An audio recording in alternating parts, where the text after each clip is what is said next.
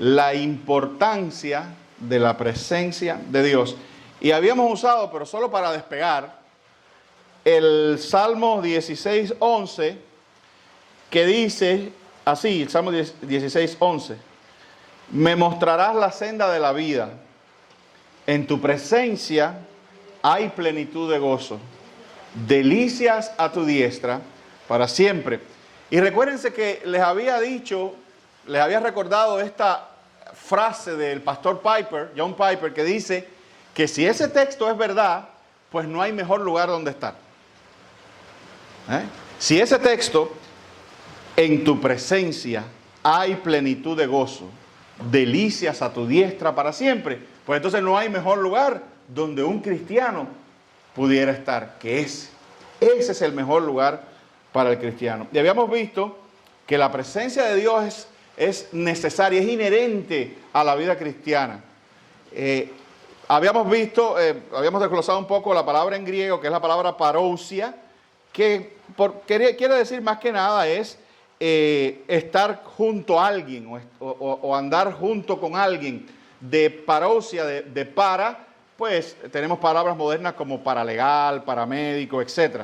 Es alguien que va contigo, que va junto a ti todo tiempo. Y el cristiano debe tener la compañía de Dios todo el tiempo. Es más, Dios quiere esa compañía y Dios la ha prometido. Jesús ha prometido esa compañía. El Espíritu Santo ha sido enviado por Cristo mismo, por la divinidad entera, para que sea nuestra parousia, sea nuestra compañía. Entonces la presencia de Dios es importantísima. Habíamos visto en griego que se usa esa palabra y que el hebreo usa otra palabra que también conocemos, que aunque tiene diferente acepción, se complementan unas a las otras, que es Shekinah. Y usted ha oído hablar de la Shekinah de Dios, que quiere decir habitar, morar, establecerse. En definitiva, la presencia de Dios es un estado especial de interacción con Dios, donde se percibe a Dios en el espíritu, con sensaciones de compañía. Oye esto, sentimientos y emociones, con amor, gozo, paz, inspiración a creer y alabar o actuar. Amén. Vamos a repetir eso otra vez. La presencia de Dios es un lugar especial de interacción con Dios, donde se percibe a Dios en el espíritu. Mira, desglosándola. Con sensaciones de compañía. ¿Se acuerdan que yo te he dicho, más o menos, no te dije que eso es igual, pero más o menos para que tengas una idea, de que tú a veces estás en una habitación, en un lugar cerrado, y alguien entra a tus espaldas, y tú no lo ves, pero como que tú sientes que una presencia entró. Porque los seres humanos son portadores los seres humanos somos como una mini eléctrica. Los seres humanos tenemos energía. Hay un montón de cosas que están funcionando en nosotros que tienen energía. A veces esa energía nos rodea y una persona entra y tú sientes y tú dices, tú te miras y dices, sentí cuando entraste, ¿verdad? Es una sensación. De igual manera, uno puede sentir la presencia de Dios. De hecho, Dios a veces nos aconseja que limpiemos el horario y el schedule y aclaremos el día para que podamos estar en quietud y sentir su presencia. ¿Ok? Entonces, por ejemplo, sensaciones de compañía, sentimientos y emociones, con amor. A veces la presencia de Dios pone en ti amor por los demás, amor por Dios, gozo, paz, inspiración a creer. Tú sientes la presencia de Dios y te sientes fortalecido a creer en la realidad de Dios. Por eso mismo, por su presencia. ¿Ven? Y inspiración a creer e inspiración a alabar. Tú estás con la presencia de Dios y quieres cantar, ¿verdad? Y quieres alabarle y quieres darle gracias. Amén. Y también, y esto vamos a ver un poco hoy, a actuar. Amén. Bueno, entonces ya hemos visto, el domingo pasado vimos, para seguir avanzando, que la presencia de Dios es inevitable para sus hijos. La presencia de Dios es inevitable. Y uno no tiene dónde esconderse con ella. Yo quiero decirte algo, fíjate tú, esto no lo tiene el mundo. Si tú eres cristiano de verdad, tú estás, permítame usar esta palabra, confinado a la presencia de Dios por siempre. Y si quieres hacer el bien, la presencia de Dios va a ser pues un acicate en tu vida para seguir haciendo el bien. Pero si quieres hacer el mal, la presencia de Dios va a ser un tropiezo para ti también. Va a contender contigo. Como padre con hijo desobediente. Pero vas a tener la presencia de Dios. Por eso yo usaba el texto, no lo voy a leer, pero usaba el texto del Salmo 139 que dice: ¿a dónde iré de tu presencia? ¿A dónde huiré? No, el cristiano no tiene dónde esconderse de la presencia de Dios. El cristiano no está, es más, que la presencia de Dios no es para que el cristiano huya de ella, sino para que el cristiano la acepte. ¿verdad? Yo quiero sentir la presencia de Dios en todo lugar. Y ella se convierte en un punto de contención, de disciplina y de llamada a la atención si hago el mal. Entonces, si eso que yo voy a tener siempre acompañándome y no me puedo esconder de ella, solamente funciona en armonía cuando hago el bien, pues mejor hago el bien y no hago el mal, porque yo no quiero vivir en tensión con mi Dios. No es saludable para el cristiano, es producto de tristeza, de contrición.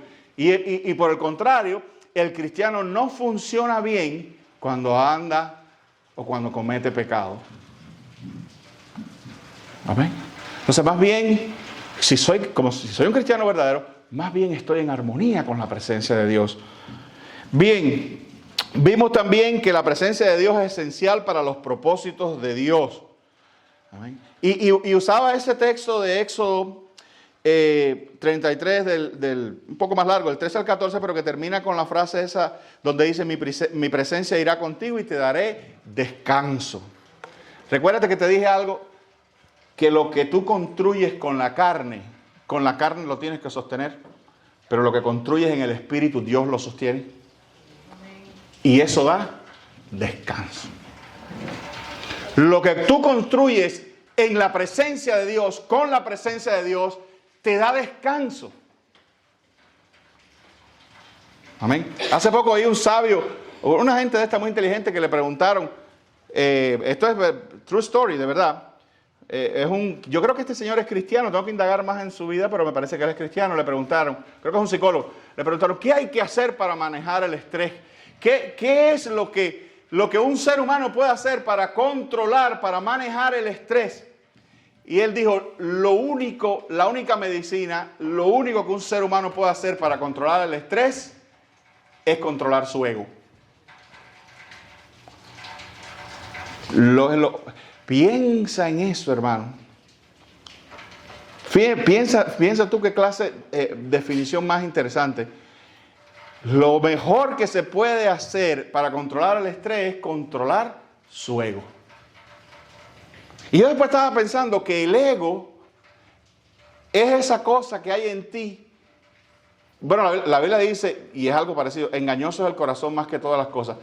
Pero el ego es esa cosa que te envía información distorsionada sobre quién tú eres y sobre lo que te mereces. Ese es el ego. ¿Oíste eso? El ego es eso que dentro de ti muchas veces te envía información distorsionada de quién tú eres y de lo que te mereces. Y eso, estar equivocado en cuanto a quién tú eres y a lo que te mereces, es la raíz de todo el estrés. Por eso, la contrapartida del estrés, que es lo que este científico dijo, en otras palabras, es ¿qué cosa? La humildad. ¿Quieres ver una persona desestresada? Es una persona humilde. Primero, que no se cree cosas sobre sí mismo.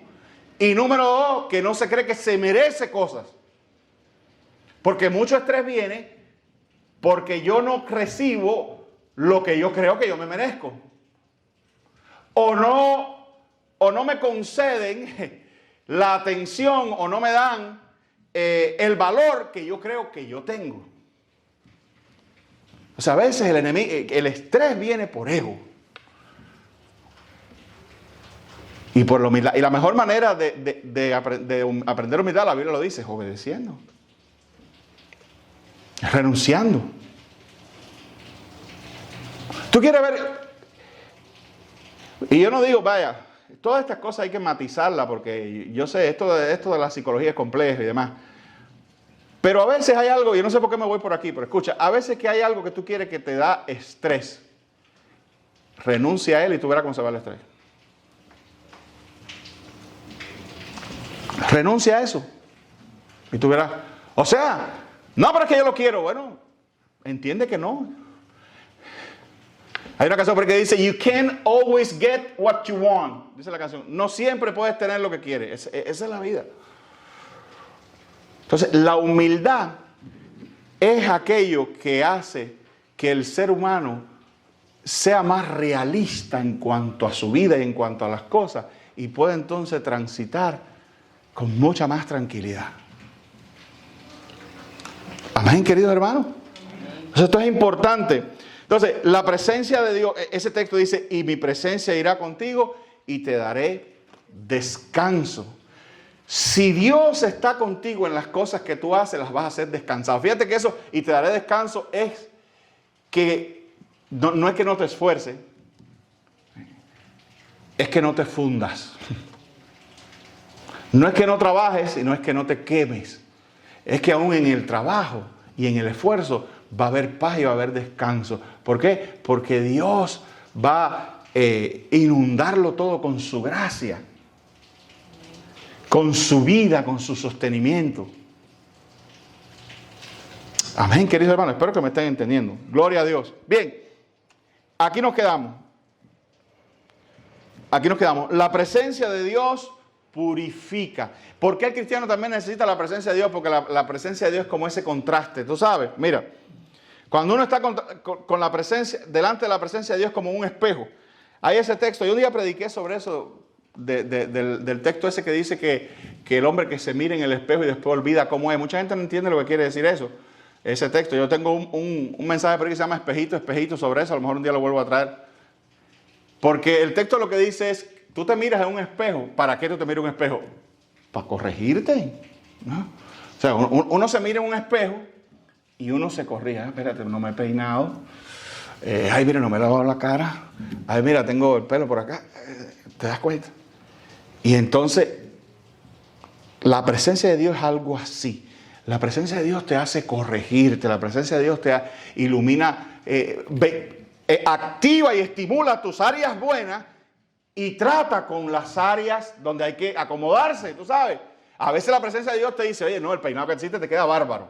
Sigue así. Pero a veces la presencia de Dios te dice, oye, te faltó lavarte la oreja, está sucia ahí. Amén. La presencia de Dios hace ese contraste. Y habíamos visto ese texto de Isaías 6, más o menos a grandes rasgos, porque yo lo leí el domingo. Ustedes saben, Isaías tiene un encuentro con la presencia de Dios. Dice, ay de mí que soy hombre muerto, porque siendo de labios inmundos, han visto mis ojos al Rey de Gloria. Y entonces dice la Escritura que Jehová, todo esto es muy simbólico, pero muy interesante, agarró un tizón encendido y fue y tocó los labios de Isaías. Acuérdense que Isaías acaba de decir que sus labios eran inmundos. O sea, que Isaías lo que soltaba por la boca era serpientes y escorpiones. Y Dios viene, lo toca, le toca los labios y le dice, aquí, esto tocó, es purificado, todo y quitada tu culpa. Dios lo santifica, lo purifica.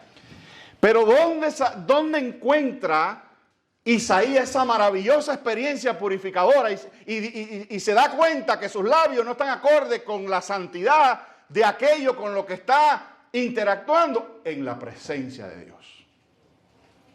Por eso no entra la presencia de Dios e inmediatamente se iluminan ciertas áreas oscuras que Dios, pero ¿para qué Dios las ilumina? Para reseñalártelo. No, para sanarlas, para tocarlas, para purificarlas. Entonces la presencia de Dios es necesaria para la santificación del cristiano. Tú no te vas a santificar leyendo libros. Eso dice el pastor, me da mucha gracia, el pastor Wilson, que yo lo escucho mucho, Doug Wilson. Él dice que la manera del cristiano de resolver las cosas hoy, yo sé que eso no es mucho el hispano, esto es más cosa del americano, porque el hispano no es muy dado a las lecturas, debiera, pero el hispano no es muy lector. Pero él dice que el cristianismo norteamericano, que es al que se está, cuando quieren aprender algo de Dios, van y se leen un libro. ¿Tú quieres ser santo? Busca cuál libro, quién escribió qué sobre santidad. Y vamos a aprender santidad. Ustedes no se dan cuenta, a la gente no se da cuenta que Pablo, Juan y esa gente no tenían una biblioteca donde se escribía y hablaban de santidad. ¿Quién enseñó santidad a Pablo? Dios mismo. ¿Quién te puede enseñar mejor lo de Dios a ti? Dios mismo. Por eso yo con el tiempo, y a mí me gusta leer, antes leía mucho más que ahora no tengo ya lamentablemente ese tiempo para leer como antes. Pero bueno, y el que tengo lo reservo por las noches para leer la escritura y esas cosas. Pero antes, yo me he ido moviendo más de ese criterio. No es que los libros sean malos, no, los libros son buenos y hay buenísimos cristianos que han escrito. Y sobre todo los libros, mientras más antiguos mejor. Toda la literatura puritana y eso es oro. Pero es que a veces uno tiene que decir, pero si yo tengo a Dios, ¿por qué yo no voy a gestionar mi vida espiritual con aquel que tiene realmente el poder y tiene toda la verdad, que por cierto está escrita en la Biblia? La Biblia es el mejor libro que hay. Y entonces dice este pastor, ciertamente es que mucha gente tiene un asunto relativo al cristianismo, un tema, y allá va a buscar un libro y a leerse un libro. Quizás es mejor que se tire de rodillas y le pregunte a Dios. Entonces, por ejemplo, si tú quieres ser santo, si tú quieres, te estoy diciendo, ¿dónde encontró santidad Isaías? No fue en un libro. ¿Dónde Isaías se dio cuenta de que sus labios eran inmundos y que él era una persona que no se expresaba bien y que no hablaba bien? Probablemente que sus labios no eran de fe, que sus labios no eran decentes lo suficiente. En la presencia de Dios. Entonces, una vida devocional de ir con calidad a la presencia de Dios ayuda muchísimo en la purificación. Te diría, no solo ayuda muchísimo, es lo mejor que hay para la purificación y para la santidad. Entonces, la presencia de Dios purifica. Ahora, esto ahí va lo nuevo. La presencia de Dios, por ausencia, oye esto, provoca confesión y arrepentimiento. Oye esto. Acuérdate que te dije la presencia de Dios, pero mira. La presencia de Dios, por ausencia, provoca arrepentimiento y confesión. Ahora, yo quiero clarificar ese texto. O esa idea. Y la idea no está en que Dios se fue de ti, sino que simple y llanamente, muchas veces por disciplina misma, el pecado hace sentir a uno como que Dios no está. Es como cuando tú enturbias. Si tú estás recibiendo una señal o algo de eso por el espacio, por el éter, y se atraviesa una nube, o atraviesa una tempestad de mucha carga eléctrica y qué sé yo, puede que tú pierdas la señal. La señal está ahí, si no es que algo, un elemento extraño se metió en tu vida. Y a veces el pecado tiene esa capacidad de opacar la presencia de Dios para ti. No que Dios se ha ido, para ti. Y Dios usa eso precisamente muchas veces como un mecanismo para que el cristiano reaccione. Por eso hay cristianos que dicen, ay pastor, es que yo no siento la presencia de Dios. Yo les aseguro, Dios está ahí. El que se ha alejado en pecado eres tú. Limpia el espacio aéreo, limpia la chimenea y tú verás cómo va a fluir otra vez la presencia de Dios a tu vida. Porque Él no se ha ido. Es más, eso que tú dices que es que no siento la presencia de Dios, es otra cosa, no es otra cosa que Dios haciéndote sentir que no vale la pena vivir sin Él. Y que de hecho tú ya no funcionas sin Él. Mira lo que dice el Salmo 51:11. No me eches de delante de ti y no quites de mí tu Santo Espíritu. ¿Qué tú crees que estaba sintiendo David ahí? ¿Por qué? Por el pecado. Fíjate todo lo que siente. Siente que Dios lo ha echado delante de él. Y que Dios ha quitado el Espíritu Santo de él. Es lo que está sintiendo. El mismo Dios que ha hecho un pacto eterno con él. Dios ha hecho un pacto eterno con David y le ha dicho que él va a ser rey suyo para siempre. Y que incluso en el pacto davídico Dios le dice, ya un poco más, ya eso lo vimos aquí, ¿no? Pero un poco más ampliado, Dios le dice, aunque mi pueblo dejare mis mandamientos, vendré a ellos con azote, pero no quitaré de ellos su misericordia. Dios no se había ido de David, pero así lo sentía David. Se sentía fuera de la presencia de Dios. Salmo 119, 58 dice, tu presencia supliqué de todo corazón, ten misericordia de mí según tu palabra. Amén. Tu presencia supliqué de todo corazón. ¿Qué restaura la presencia de Dios? Te lo voy a decir porque dice, bueno, yo he perdido la presencia de Dios. ¿Qué tengo que hacer, pastor? Lo único que existe y que restaura esa comunión con Dios, esa presencia, es dos cosas bien sencillas: confesión y arrepentimiento. David mismo es el que dice, mientras callé, enmohecieron mis huesos.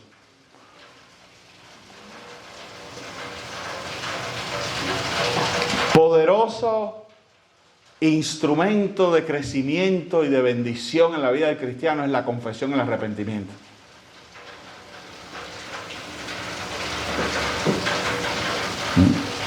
Si no sientes la presencia de Dios, tú sabes por qué. No, yo no lo sé. Tú sí sabes. Tú sí sabes. Yo sé, todos sabemos. Como dijo otra de esas, una de esas igual sabia que escuché por ahí, psicóloga, qué sé yo, lo que era, psicoanalista. Todo el mundo sabe lo que tiene que hacer. No, yo no sé. Todo el mundo sabe lo que tiene que hacer. You know what you have to do. Tú sí sabes lo que tienes que hacer. ¿Cómo puedo sentir la presencia de Dios otra vez? Tú sabes que hay que confesar y de que hay que arrepentirse. You know. You do know. Tú sí sabes. Amén. Tú sí sabes. Tú sabes qué hay que hacer para arreglar esto. Ya está bien que tú busques la ayuda del pastor y todas esas cosas, pero no engañes. ¿No se acuerdan de esa serie que daban por ahí del doctor House? A mí me encantaba el doctor House. El doctor House era un médico y él casi nunca creía lo que los pacientes le decían. Porque él decía, everybody lies. Todo el mundo miente, decía. Y los pacientes decían, no, te duele aquí. ¿Y qué comiste? No, te comiste una comida, comiste carne, chicharrones que no debía. No, yo no. Al doctor. Amén. Entonces, Dios es peor porque Dios sí sabe. Bien. Déjenme darle aquí una aplicación y terminamos. Y el domingo que viene concluimos esto de la presencia de Dios. Mira, ¿qué es querido que entiendas en cuanto a la importancia de la presencia de Dios? Y no sé si has notado algo. La presencia de Dios es necesaria para la acción y también para la quietud. A las dos cosas. A veces como que se nos va, ¿no? Quizás las asociamos, ¿no? Presencia de Dios es cuando yo estoy en un lugar quieto y silencioso. Claro. Pero ¿y cuando voy a hacer algo y voy a entrar en acción? ¿Voy sin la presencia de Dios entonces? Nada más la dejo, ¿se quedó allá en la quietud? No. El cristiano debe ir o debe buscar que Dios esté en cada cosa que él hace. Al dormir y al levantarse, en la quietud y en la acción, en lo pasivo y en lo activo. Por eso te dije ahorita que para los propósitos de Dios hace falta la presencia de Dios. Por eso te dije, construye con su presencia. Y construir es actividad. Amén. Entonces la presencia de Dios está en todos los lugares. La primera aplicación es esta. Busca la presencia de Dios en la quietud. Está en los dos lugares, pero vamos a empezar en la quietud. La presencia de Dios no se fuerza, se recibe. Por eso la Escritura nos llama a detenernos, callar y estar delante de Él. Y ahí está ese texto que todos conocemos. Salmos 46, 10. Estad quieto y conoced que yo soy Dios. ¿Tú sabes lo que quiere decir eso? Que a veces es mejor callarse Porque nuestro silencio es más poderoso que nuestra actividad. Amén. Estar quieto y conocer que yo soy Dios. ¿Qué quiere decir eso? Tranquilízate que Dios se va a meter en el asunto. Yo prefiero eso. Yo prefiero en la quietud de la alabanza, de la adoración o del silencio, que sea Dios quien muestre que Él es Dios. A veces nosotros hablamos demasiado, la verdad, y no dejamos a Dios. Y a veces Dios no actúa más porque como nos metimos nosotros, pues dice, bueno, pues si tú lo quieres resolver, adelante. Yo te estoy diciendo, estate tranquilo, muchacho, descansa o muchacha, yo me ocupo. Pero si tú quieres ocuparte tú, adelante. Amén. Estad quieto y conoced que yo soy Dios. Y este viene uno de los textos tremendos, de la quietud, de que, oye, hermanos, hay que ponerle pausa un poco a la vida. ¿Escuchan? Ponle pausa un poco a la vida y dedícale un poco de tu silencio y de tu quietud a Dios. Aprende a estar solo contigo mismo. Dice que el hombre moderno no sabe estar solo consigo mismo. A mí me encanta estar solo. Yo he aprendido eso. Antes era amiguero y los amigos. Y si yo tenía un tiempo libre, oye, voy para casa de fulano. Y oye, voy para casa de mengano. Y hablar. Hay quien si está solo, enseguida agarra el teléfono y llamar a alguien. A alguien que a lo mejor está ocupado haciendo algo, pero ahí está tiqui, tiqui, tiqui, tiqui, tiqui. Ponle pausa a tu vida y quédate solo una hora. Y en silencio una hora. Yo no puedo, pastor. Pues sí. Pues por eso a veces no conoces entonces que Dios es poderoso. Pero mira este texto, Primera de Reyes 19 del 11 al 13. Primera de Reyes 19 del 11 al 13.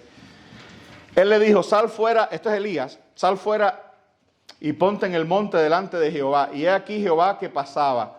Y un grande y poderoso viento que rompía los montes y quebraba las peñas delante de Jehová. Pero Jehová no estaba en el viento. Tras el viento un terremoto. Pero Jehová no estaba en el terremoto. Y tras el terremoto, un fuego. Pero Jehová no estaba en el fuego. Tras el fuego, un silbo apacible y delicado. Y cuando lo oyó Elías, cubrió su rostro con su manto. Y salió y se puso a la puerta de la cueva. Y he aquí vino a él una voz diciendo, ¿qué haces aquí, Elías? Nosotros necesitamos un poco ese silbo apacible en nuestra vida. Porque nos gustan los terremotos, los fuegos y los vientos. Que haya movimiento, que haya acción, que haya temblor. Necesitamos el silbo de Dios, la quietud. Pausar y buscar la presencia de Dios en la quietud. Tenemos que aprender eso. Y hoy yo te doy eso como aplicación. Busca esos espacios. Busca esos espacios. Busca un closet en tu casa, una habitación, un momento cuando todo el mundo se vaya, una hora temprana en la mañana cuando todo el mundo está durmiendo. No sé, pero busca la presencia de Dios en la quietud y verás los resultados. Jesús confirmó este principio cuando dijo, mas tú cuando ores, entra a tu aposento y cerrada la puerta, ora a tu Padre que está en secreto. Ora a tu Padre que está en secreto. ¿Oíste esto? Oye esto. Entra a tu aposento, cierra la puerta, ora a tu Padre que está en secreto. Y lo modeló, Cristo lo modeló al apartarse. Eso lo dice Lucas 5:16. Imagínate tú, el ser humano más ocupado, más demandado, más importante que ha pisado jamás la tierra, más ocupado que jamás ha pisado en la tierra, buscó espacio para estar solo con su Padre. Y eso nos enseñó. Te estoy hablando de una enseñanza de Cristo, te estoy hablando de una enseñanza de Cristo, de que le pongas pausa a tu vida y busques el retiro. Amén. Y busques el aislamiento de la gente, del ruido y de la vida, y dediques tiempo a su presencia. Ay, es que yo no puedo estar sin hacer nada. Eso no es hacer nada, eso es hacer algo y grande. Lo mejor que tú puedes hacer en tu vida, el tiempo más bien gastado que hay, es el que tú puedas pasar en la presencia de tu Dios. Amén. Como dijo un gran puritano, John Owens, Dios se comunica a nosotros y nosotros respondemos a Él. La quietud es el lugar donde Dios se comunica con su pueblo. Aparta tiempo para estar con Dios, no para producir, sino para conocerle. Pídele que se manifieste a ti. Con eso termino. Aparta tiempo para decirle a Dios, yo quiero conocerte. No quiero ahora que me des nada, ni quiero hacer nada. Primero, aunque después pueda pasar yo a peticiones y a necesidades, pero primero, yo quiero experimentar tu presencia y conocerte, Dios, que te me reveles. Quiero saber más de ti. Quiero sentir tu presencia profundo en mi corazón. Y que me hables y me animes y me llenes y me perdones y me restaures. Amén. Que Dios nos bendiga, queridos hermanos.